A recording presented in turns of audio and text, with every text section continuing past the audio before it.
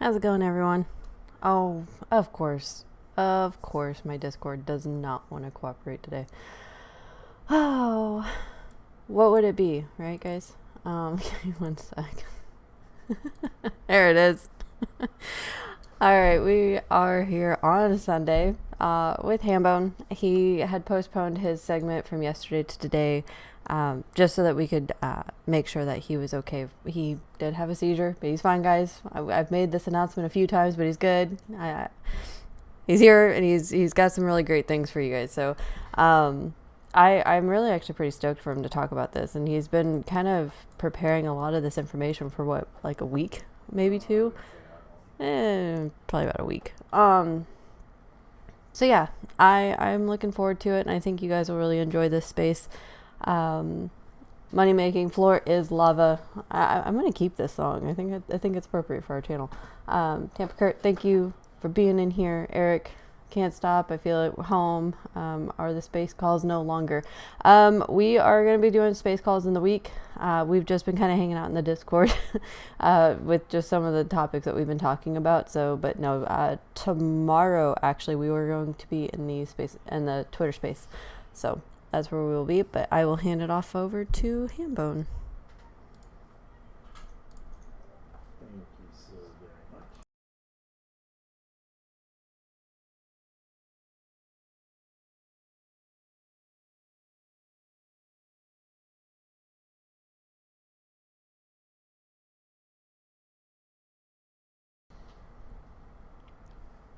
Technical difficulties again. Give me one sec, guys. If anything, you might come over here. Let me see. Sound settings. It's Sunday, guys. My computer knew that we weren't supposed to be on today, so it's rebelling against us. Let's see. Disable that. All right, now try talking. Is that better? Okay, good. Yeah. Anyway, so yeah, I've been kind of away from the Discord and stuff like that just a little bit the last few attempts at trying to stream something for myself here, but I'm here now, so we'll just go ahead and pick up like we never left off. But I did stumble across some things to do with a few different subjects this past week. First thing, Evergrande. Obviously, everybody is pretty well up to speed on that one. Chinese real estate developer, it's unable to pay their loans, and they've already defaulted on two, maybe three of them, I think, at this point. Either which way, it's not looking great with them. Nobody really knows what the CCP, the Chinese government, what they're going to do as far as stepping in or just kind of letting it fall.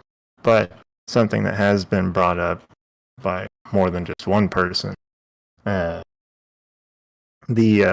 ripple effect, the contingent of the effects of a big developer or someone with that much at risk of default like Evergrande. Just kind of the worldwide effects that could have, because it goes a little bit deeper than just comparing it to the real estate crash of 08 to 12 or whatever. Mainly I say that because some of the stuff that I found this week kind of ties the Evergrande situation into some shady banking situations, along with some extremely sketchy cryptocurrency doings here. But mainly the one I'm talking about is Tether coin. I found some stuff from Bloomberg, and I've got links to everything here that I've sent to you. Yeah, I will. Give me just a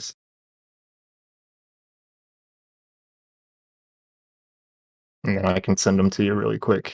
Yeah, I will fill the airway here, because the last time I opened up mine and HamBone's DMs on Discord, I doxed myself. So yeah, I need those to be sent through Twitter. So yeah, that was a fun experience of doing that.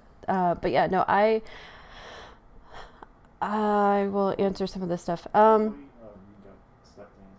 Yeah, Phil C. When are you guys planning on having Houston wait on? I've been reaching out a few times. I haven't heard anything. I think he's a busy guy, and I am definitely busy. So I think we just kind of keep missing each other. We'll get him on. Don't worry. We'll figure this one out. Nothing will happen with GME until hedgies go broke, dividend is issued, or they start enforcing the laws. Do you think? John, I really can't speak on it because at this point, I mean, it should have been done and buried months ago. So I just kind of I go with the flow on this. I can't predict anything anymore, and I really don't try to because, well, every time I try to, either they hear it and they, forego what I say, or they, I don't know. It's just Sometimes you can still be right and wrong at the same time. Sometimes things don't happen exactly as you would guess they would, or sometimes they just don't happen, at the time frame, I guess you would. I don't think any fault on you. But they're did you always have any? listening. They're always listening. Oh yeah, they definitely. Did you have any other stuff that we needed to answer? Anyone else? Nothing? I don't think so. No. Okay. So yeah, and I just got all this pulled up, so I will bring it over. Which one are we doing first? Yeah, you can just pull up the first Bloomberg article there, the crypto mystery.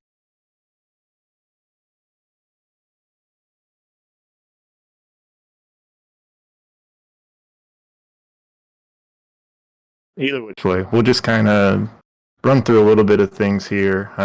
Basically, I found some stuff over the week that, to me, it's I'm not to the point where I have anything that can, give me a concrete answer as to what's going on exactly. But basically, there's a situation where you have Evergrande, who is taking on these loans through who I think, or am led to believe through what I'm finding, is Tether coin.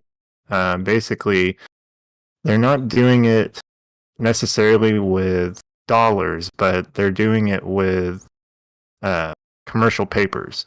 So basically, Tether is supposed to be a stable coin. It's supposed to be one USD to one Tether coin, or one USDT. And they're supposed to have cash reserves to make up for that. And I think that the last time that I looked, it was like, can't remember the exact market cap of Tether coin. I want to say it was like 64. Can't even guess right now.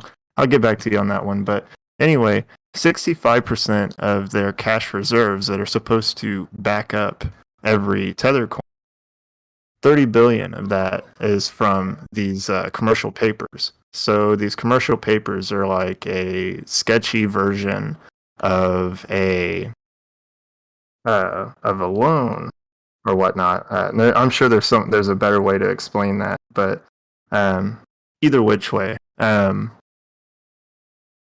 Tether is using these commercial papers to lead on that they've got the money to back up all the Tether coins that are in circulation, and something that is of concern would be a run on Tether's banking system, essentially. We have a guest. Can you say hi? Say hi. No? Uh,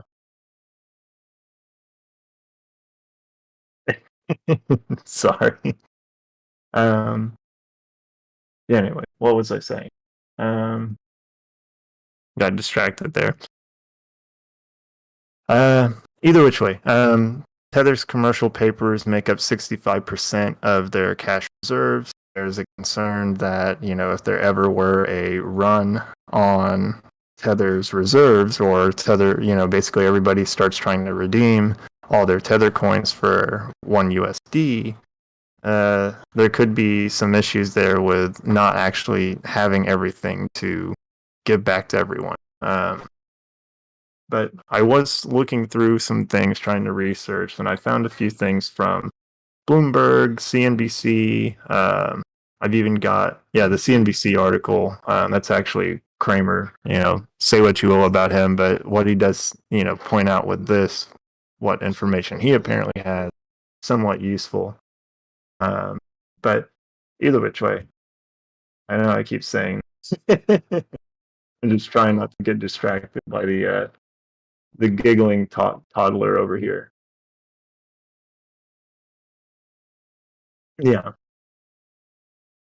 Uh, there is also a little bit of a linkage between this Tethercoin stuff and Bitcoin, because there's a concern of Tether being used to manipulate the price of Bitcoin, basically going in and exchanging and whatnot.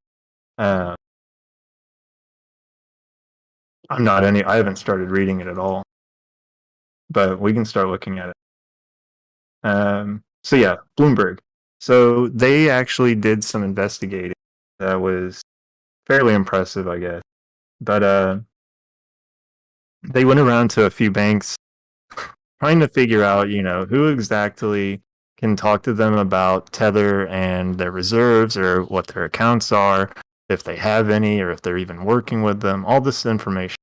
And they were only able to get in contact with one financial institution that was able to even confirm that they had dealings with Tether and their accounts, and they were able to say that they did have some, but they weren't able to discuss, what they were exactly and everything that they were holding for them, which kind of brings me back to my original point, or thing I wanted to point out with the commercial paper.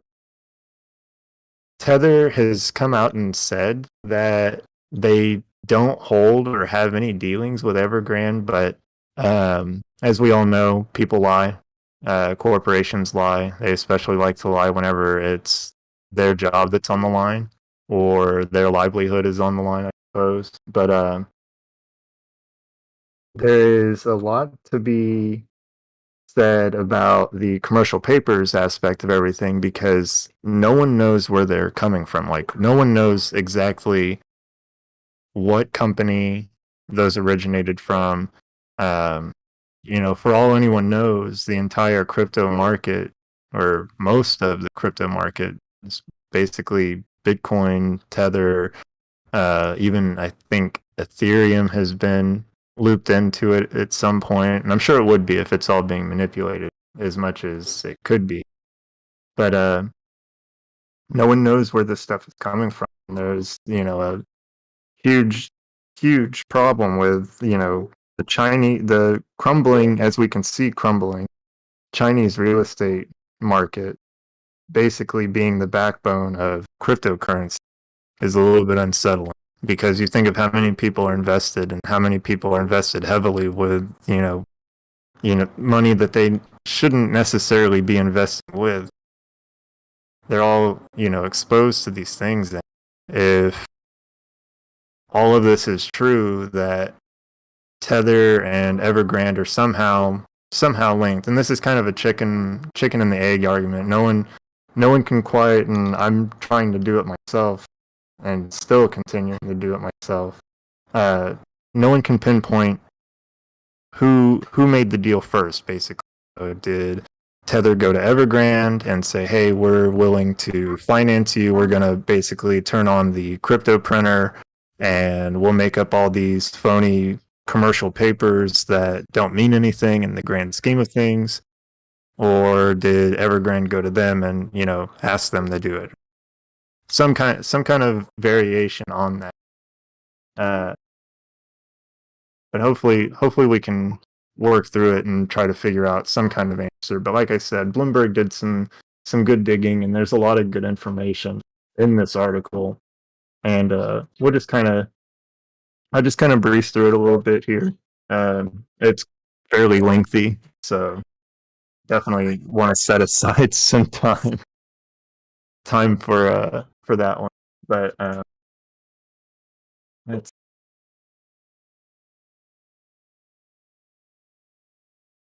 let's get to a point here where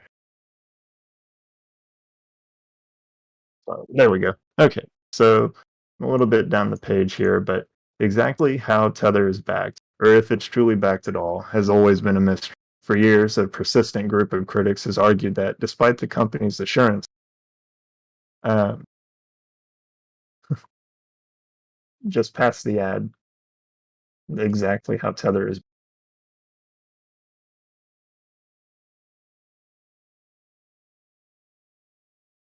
Okay, sorry about that. Exactly how Tether is backed, or if it's truly backed at all, has always been a mystery. For years, a persistent group of critics has argued that, despite the company's assurances, Tether Holdings doesn't have enough assets to maintain the one-to-one exchange rate. And, that's basically what I was just explaining a minute ago with their cash reserves not basically allowing them to meet the demand if there were to be a case like a bank run type situation, but with Tether. I'm still in this.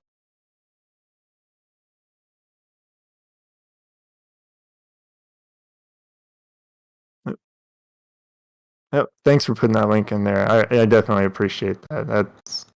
That's huge. See here. Keep losing place.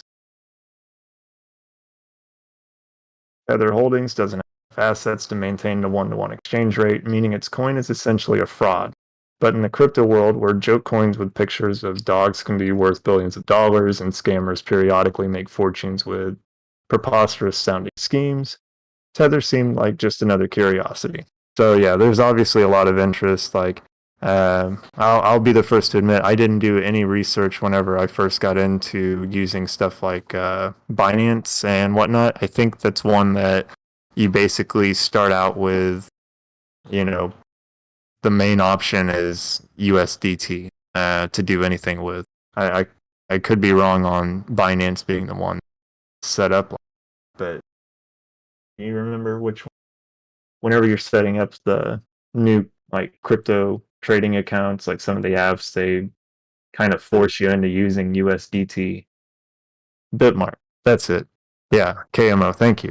Uh, that's one that obviously is going to expose a lot of people to USDT, and uh, I myself didn't even really look into it. I was like, oh, okay, it's 1-to-1. It's a stable coin. I get it. I get the idea.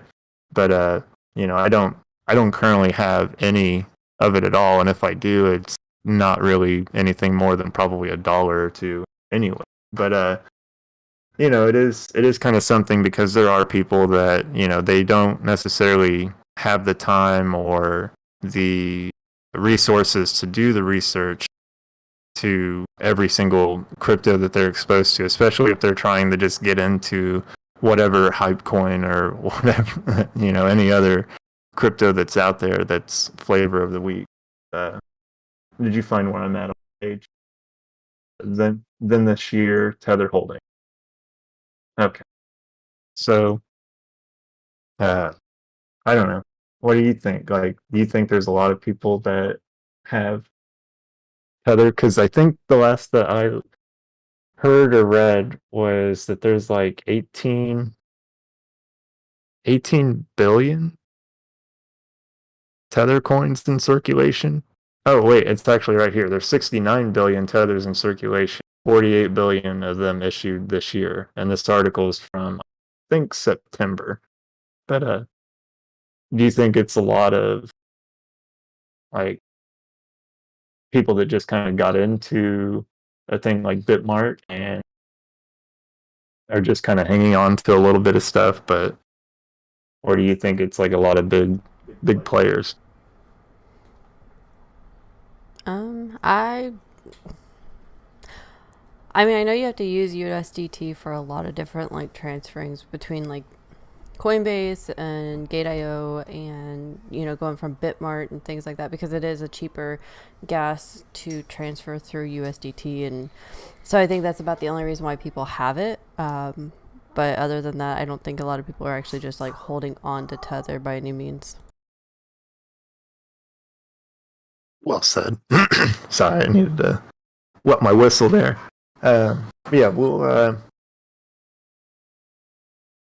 just have to see. I mean, I don't want to get into this article too much further just yet, but I mean, some of the things that you have to consider with how many people could be exposed to this, and even if it's not them being exposed to it, um, let's see, crypto still sketches me out, but I'm trying to learn, and Coinbase probably is. I think they give you some when you start. I just opened my account and can't remember if that was one. I did a tutorial on you get a couple free. Yeah, who's your ape? Yeah, Coinbase. I don't know if they do the USDT. I know whenever you start out with Coinbase, if you're like depositing cash from your bank account, you can put it in USDC, which is different, I believe. It's another one that I haven't fully researched, but I don't really have any of that myself. Um, but yeah, the little like crypto education things on Coinbase, those are actually pretty cool. I don't normally I don't normally keep the crypto that it rewards you with or whatever. I normally just put it into something else that I'm actually familiar with, like Algorand. So, still been I haven't read it further, but yeah, that's another cool little perk with Coinbase. At least it may not be the best, but I didn't either converted them to Bitcoin for now. We gotta figure it all out. Yeah, that's pretty much the same thing. Coinbase. Yeah, the free crypto. Yeah, that's exactly it. I don't know how much I've made entirely, but it's been a good little chunk. It's nice. That's probably about how much I've made. Probably 30, 35 bucks. We got a wild world.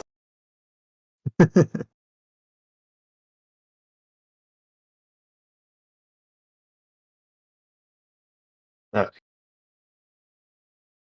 So, rolling on the safe moon. No, to each their own. Whatever you want to do. If you want to do safe moon, go for it. I see no problem with safe moon. I know that there's a lot of stuff with safe moon, like people getting sketched out with it, and I was kind of skeptical of it in the beginning, but I kind of do. I'm just kind of that way by habit at this thing. Any of these cryptos, but um, I have some safe moon. I know Kenna has some. Uh, I'm not. I literally just said like I was skeptical of it at first, but at this point, like I'm all for it. Like you want to do Safe Moon, you do Safe Moon. Yeah, the Safe Moon. I think Safe Moon's on Bitmart, right? That's one here. Gate.io is better. Okay. All right.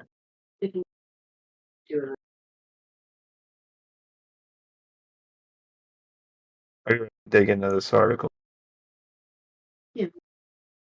please? I've been I've been bypassing the article completely. Okay. So back to the original discussion here about sketchy cryptos and Tether being Tether being the catalyst, or at least a part of the whole collapse of the Chinese real estate market, which may or may not be propping up the entire crypto market. People are using Firms are using US DT or Tether coin to manipulate other cryptos like Bitcoin. Anyway, then this year, Tether Holdings started putting out a huge amount of digital coins. There are now 69 billion Tethers in circulation, 48 billion of them issued each year. That means the company supposedly holds a corresponding $69 billion in real money to back the coins. So, I don't know about you, but I don't have $69 billion just hiding under my mattress that if I loaned out to people IOUs, essentially what these commercial papers are, that if they had problems paying their bills and defaulted, I don't necessarily know that I could cover that. But corresponding, that means the company supposedly holds a corresponding $69 billion in real money to back the coins, an amount that would make it one of the 50 largest banks in the U.S. if it were a U.S. bank and not an unregulated offshore company. On Twitter, on business TV, and on hedge fund and investment bank trading floors, everyone started asking why Tether was why Tether was minting so many coins and whether it really had the money it claimed to have. An anonymous anti-Tether blog post titled "The Bit Short: Inside Crypto's Doomsday Machine" went viral, and CNBC host Jim Cramer told viewers to sell their crypto. If Tether collapsed, well then it's going to get the whole crypto ecosystem, he warned. And I do have a link for not necessarily that tidbit from Kramer, but I've got a link to another portion if you want to pull that. Um, yeah, I did. It's CNBC link. But yeah, no, I see it. Send it to you on Twitter. But yeah, Kramer urges investors to take some crypto profits, citing Evergrande related Tether risks. And he goes on talking about he has Chinese sources that are telling him that don't believe what the Tether CEOs or executives are saying. They actually have a huge exposure or a huge liability with Evergrande. But we'll kind of dig into Jim's words here and this article. Uh, CNBC's Jim Cramer urged investors to have gains in their cryptocurrency portfolios to take some profits, saying Monday he believes digital currencies are likely to face more weakness related to struggling Chinese property developer Evergrande. I know the crypto lovers never want to hear me say sell, but if you've got a big gain as I did, well, I'm begging you to. The Mad Money host said, don't let it become a loss. Sell some, stay long the rest, then let's wait and see if China changes its attitude towards an Evergrande bailout. So, like I said, they're even kind of talking about it here in the mainstream news cycle a little bit. When is this from? Towards the end of September 20th. So this is all kind of flown under the radar. And I'll admit, I'm not always on Twitter and I'm not always watching the news or whatnot. I'm trying to keep up with a whole slew of things, like just kind of a tangent here before we go further into this article. I don't know if that bugs you guys if I jump around from subject to subject a lot, but I apologize if it does. But yeah, I'm working on some stuff for the magazine, kind of working on an article myself, breaking down roughly 8 or 9 different things that I'm trying to keep an eye on. Not necessarily that they're anything that could impact us currently, but there are some things that are going on that are current events that we should be focusing on. But these are all just kind of key trends that I'm looking at, in addition to, putting out things for the podcast. Obviously I have my limitations on how much I can be around with, different health issues here and there, as much as I want to avoid them. But, I'm looking at writing a little bit about inflation, deflation, supply chain issues that we're going through right now, and that's not just the U.S. That's a global thing. Energy crisis, like I don't know if anybody's seen anything with the UK or bits of Western Europe having some trouble with petroleum shortages, heating oil shortages as we start to go into the cold months. Petrodollar, I've tweeted out a little bit here and there, not so much here recently, about some dealings with Russia and some of the OPEC nations like Nigeria, Saudi Arabia. Also, weather events, not necessarily like climate alarmism or anything like that, but like we're looking at some drought conditions that are going to persist in parts of the country. I know that I just saw an article talking about a plant fungus that's been spreading throughout the Southwest over the past few weeks. So, it's just stuff like that, that could impact us later on down the road. If that fungus becomes something to contend with as far as affecting like crops, a supply chain that's already struggling to meet production and facing all kinds of shortages between labor and materials. It's not going to help anything anytime soon. Also going to put out some information, kind of looking into how not denying or promoting or anything like that to do with it, but you know the upcoming flu season, that is something that we do need to be a little bit concerned with. No matter what your opinion on any of the sickness that's been going around or that we've been dealing with for the past year and a half or so. And the last thing, I'm going to put out a little bit more info on is some of the global tensions that have been going around, or going some of the raising global tensions that have been going on around the world. Sorry about that. Tried to put the cart before the horse in my brain there. But like we've got some issues that are starting to heat back up again between China and India and their border dispute. It's something that they've always had trouble agreeing upon, to the point where maps, depending on where you see them in whichever country you're in when you see them, will say one thing, and for the past several decades, China's been kind of encroaching on India's side of the border. I believe it was about this time last year, maybe around November, December, there was some scuffle that was going on between the two. They've constantly got military presence, especially here in the last year or so. But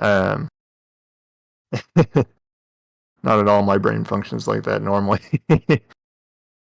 Hey, Johnny Rocket, how's it going? But yeah, tensions between China and India, China and Taiwan is a huge strategic piece in the global supply chain, especially whenever we're considering computer chips and the shortages that we've been facing with them. Like, think back to the parking lots of just brand new F-150s sitting there. They can't be moved. They can't have anything done with them to further them on down the production line and out to the sales floor because of a shortage of computer chips. So, there's all kinds of stuff going on, and I've said before in the past that I'm somewhat of a doom scroller, and that is true, but you kind of have to be at this point, because the news that you're getting just on a 5-minute basis, you're passing by the newsstand on your way to work or whatever, walking down the street, and you read the headline, and maybe that's all the information that you get for the day. Or maybe you're just a type to maybe turn on the news for 10 or 15 minutes at night, see what's going on, and then turn it off. Maybe that's all you're exposed to.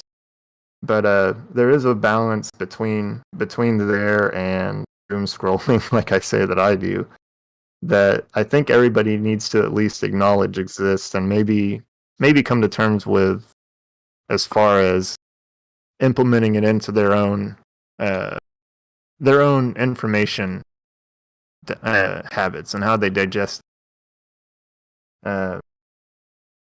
without knowing the entire story of what's going on in our world. You're going to have a hard time whenever it comes to getting yourself prepared for whatever investments you want to make, or whether you should get into a trade or get out of a trade. It's not so much timing the market, but things do work in cycles. Like going over the petrodollar and that whole situation with some of these OPEC nations.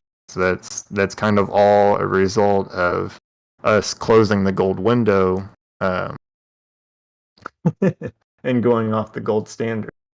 Here we are 50 years later, almost to the week. I think it was like 6 or 7 weeks ago. Could be wrong. I can't remember the exact date, but it was about 50 years ago that we closed that and started deviating, and here we are with a dollar that's out of control with nothing to back it up, and OPEC nations are starting to once again call our bluff on how much we're willing to export our inflation onto the rest of the world. So, uh, anyway, I'm rambling at this point.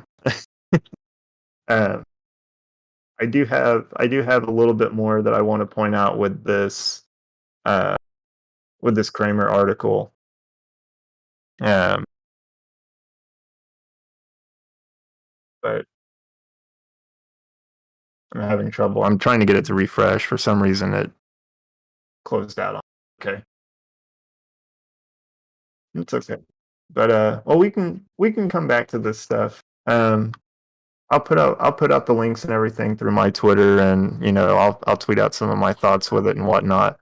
But yeah, it's not looking great as far as this relationship with Evergrande and Tether and how they've been dealing with commercial papers, and no one knows exactly where it came from and what company backs them, but it all kind of points to Evergrande being the source of them. And if that's the case, then at some point, crypto, as a whole, could take another hit.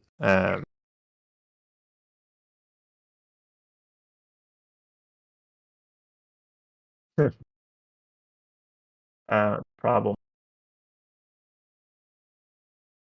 All right. So yeah, I'll finish up the last little bit of this article, and then we'll get to a point where I've got 20 till 11 my time. So start wrapping things up after that. But moving on with this article, now that it's up. Tether said, or the problem with Tether is that it's backed by various holdings in roughly half of those paper short-term loans, and much of that is believed to be, but we don't know, Chinese commercial paper, Kramer said. Tether said they have no Evergrande exposure, Kramer acknowledged, but tons of Chinese businesses stand to get crushed by this fiasco, and they have Evergrande exposure, and that could spell real trouble if the dominoes fall here.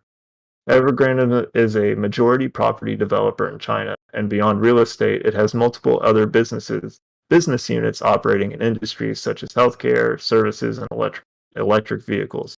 And I'll stop right there for a second. The electric vehicle um, portion of Evergrande, I think, was doing mildly well the last few days of the week, this past week.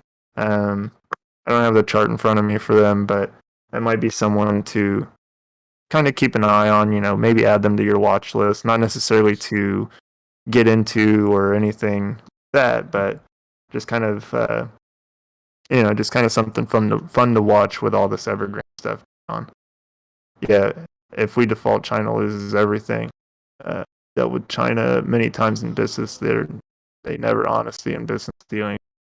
Yeah, that's kind of the sentiment that I've gathered throughout, just my time looking into all of this dealing, and the amount of American or Western companies and corporations allowing them to have a seat at the table.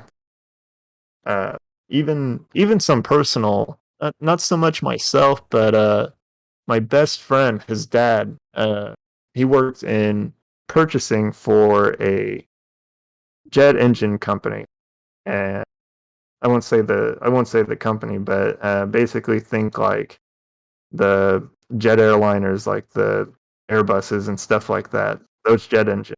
Um, he worked in purchasing for that company, and he had plenty of times that he would take a business trip uh, to Japan and then later on to China. But he would always point out, like, you can't trust you can't trust the Chinese business people. Like, you know, I have nothing against the Chinese people.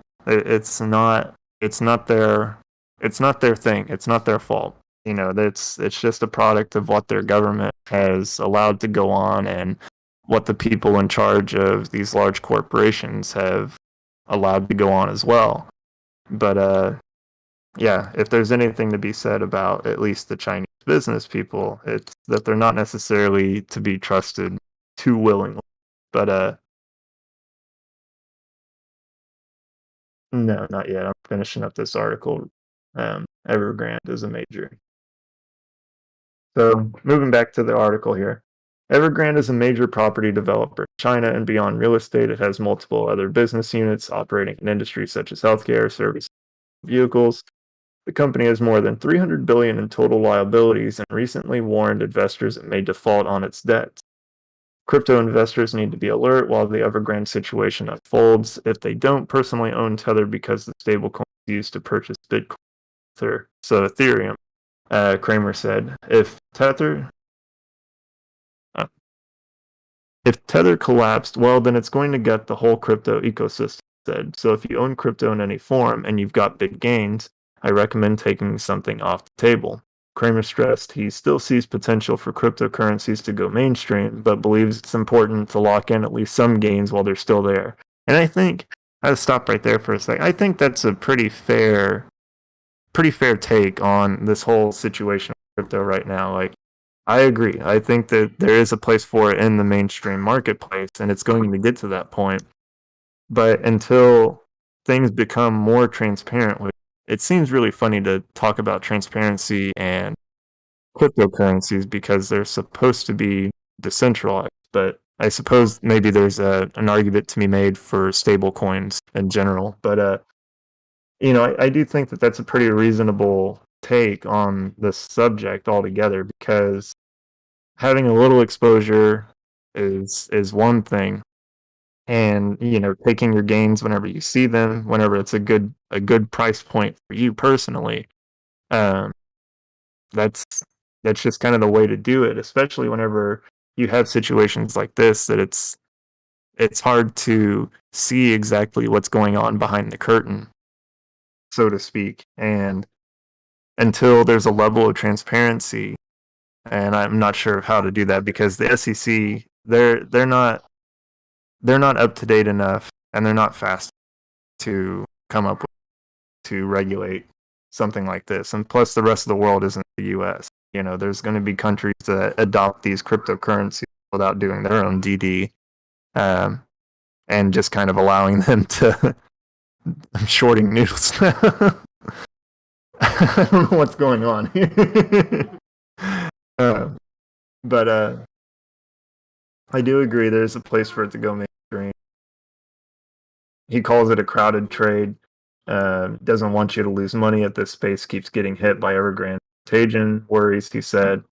And I think that's fair, especially because there is a lot of obscurity between the two entities, Tether and Evergrande, and we don't know how the Chinese government is going to handle bailing out or allowing Evergrande and other developers similar to Evergrande to fail, because there's more than just that. I think the other one is I don't even want to guess right now. I'm not even going to try. I'm not even going to try to pronounce it. But love ramen and spam. Hey, I tell you what, if you've never had spam musubi, you should look up a recipe for it and give it a shot.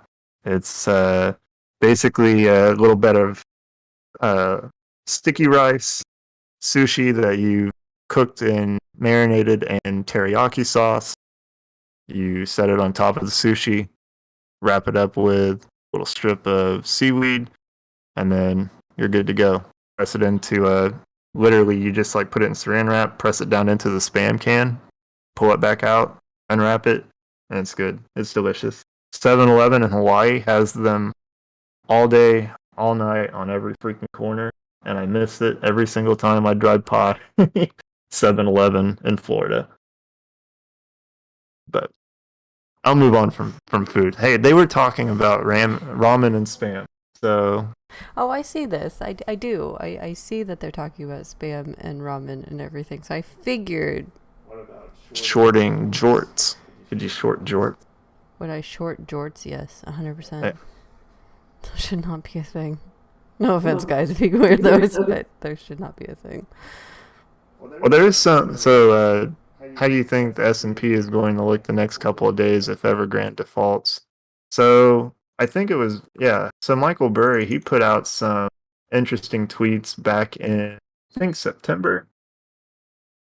I got screenshots of them here. Yeah, September 19th.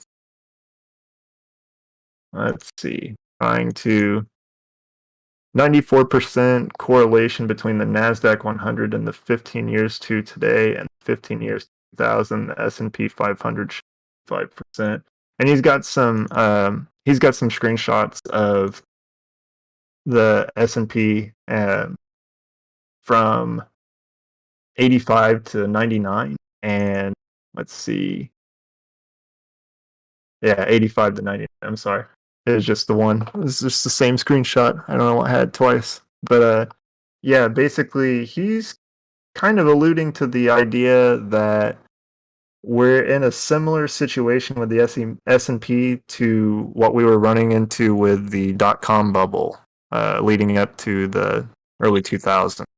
So, as far as my opinion goes on it, I don't know. I don't know that I can say that I truly know enough about the situation to have an opinion on it. Like it's just so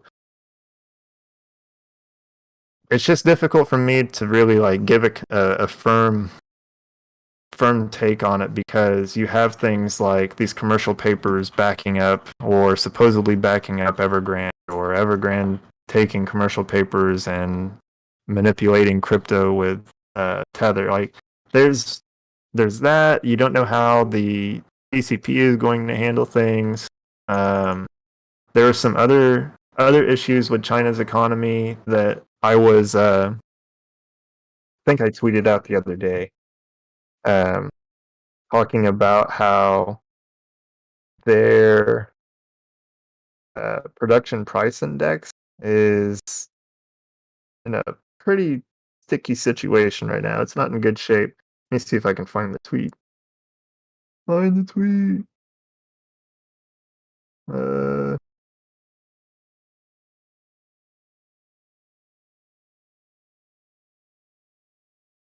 Uh, yeah. So China's been running into a little bit of a coal crisis the last few, I guess, months. Um, the tweet that I've got here put this out on the 12th. Chinese coal futures were up 16% in less than 2 weeks at all-time high. Correlation with production price index 9.5% year over year. Holds, we could see PPI hit 30%, causing more cash flow restrictions, meaning more defaults and supply issues. So I know that China is running into coal issues not only because of supply, but because of weather-related issues like I think they've had a lot of blackouts throughout the entire country because of different flooding instances where uh, plants have basically been shut down or entirely destroyed, from what I can find. Um, so there's a lot going on in China, and it's really somewhat difficult to keep up with because one, I don't I don't read I don't speak or read Mandarin or any Chinese dialect. So sorting through some of that information is a little bit difficult. You kind of have to take the translation or translator's word for it. But let's see, I'm by the mermaid. Uh,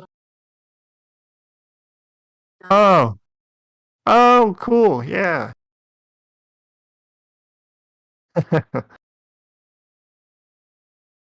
Okay. So we've got like 7 or 8 minutes left. I don't know exactly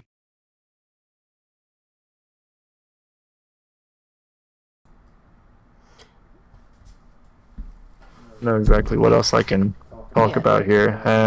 I was gonna say, yeah, Johnny Rocket. The next few days is gonna be a little bit shaky, in my opinion. Just given the fact that Evergrande did fail to they didn't make their bond payment. I think this is the third one that they missed. And so between that and kind of what we're seeing in the crypto world and how the U.S. government is actually still trying to put some regulation and everything on cryptos and just putting their hands in everything that they don't need to be doing right now because, well, let's face it, they only kicked the can for our debt ceiling. And I think whenever I was talking with Boss Bunce the other night, he came to it like they have 30 days that they actually have of work. Our government will be in office for 30 days for the rest of the year, and they expect to have the debt ceiling figured out. They couldn't figure it out in 3 months, and they expect to try to do it in 30 days. So, yeah, I think we're in a lot of deep shit coming up. So it's going to get interesting. I think this week is going to be another one. And I think, we keep saying this every week is interesting, and it actually is. So, if you don't look at the surface level information, if you get really dig deep down into what's going on behind the scenes and all around the globe in the finance world, it is actually very interesting every week just to kind of see the collapsing of what's going on. And, these big entities, these big CEOs and whatnot getting called out for their investments and where they're funneling their money into. So I would keep your ear to the ground this week because it's going to be very telling. I think by Thursday, honestly, I think Thursday we're going to probably see something. I think something interesting is going to probably happen by Thursday. So it's a little bit shaky, but that's okay, right? That's why we do what we do. We kind of keep. It might seem like doom and gloom on a daily basis, and I'm trying here, guys. That's kind of become my thing is that it's everything's okay, or what is it? Everything's falling apart, but that's okay, right? Because we are preparing for what may happen. And worst case scenario, we're wrong. Everyone's prepared to, be self-sufficient. Like I was talking to Silver last night, and he has a seed garden. Granted, he's older than I am, and veteran and everything, so he's well prepared to just live off the earth if he needs to. But he has a seed garden. He's preparing for it, and he's trying to spread the word on how to hunt and kill and, prep your own meat and everything. So I'm hoping that him and HamBone will be able to team up one of these times and do a pretty cool segment on it. But it's okay, guys. It's gonna be fascinating to see. The cover up is more interesting, right? Right, JH? I think this payment is severe because it's the 30-day default one. The others were just murder payments, but the 30-day before it's an issue that's here. Yeah, right. What up? Oh, and I've got a list of key payment dates coming up. So they had 2 on the 15th, so that's already passed. But the 18th to Cynic, not sure. $244 million. October 27th, Season Holdings, $100 million. November 8th, Central China Real Estate, $400 million.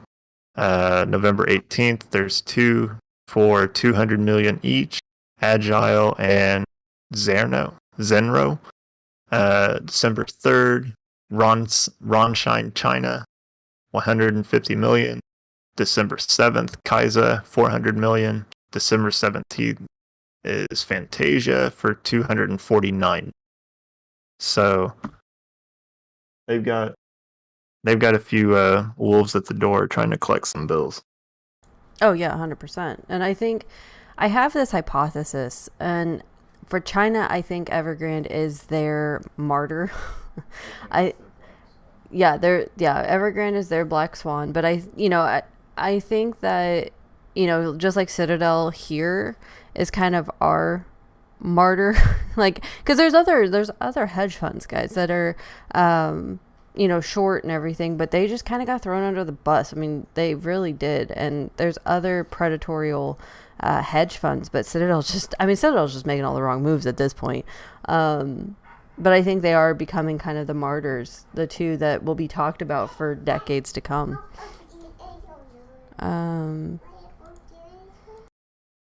Sorry, guys. Do you have anything left for us, HamBone? Nope. I'll go ahead and give my salutation for the night. So I appreciate everybody coming to hang out.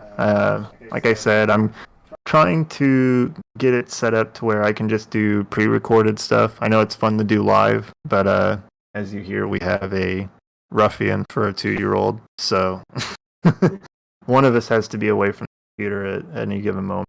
So, but later on in the future, there will be times where I can hop in and do a live. But I would say probably starting next week, I'll probably have the pre-recorded stuff up that I'll just upload, and there might be more frequent uploads. If that's might be a little bit shorter content, maybe like 10 or 15 minutes, but more uploads throughout the week. But I appreciate everybody hanging out. Well, don't let him sound too disappointed. He got to use some of the scrap wood from our RV wood to rehab the garage and kind of fix it up. So he has a whole brand new studio out in the garage from wood that we bought like over a year ago.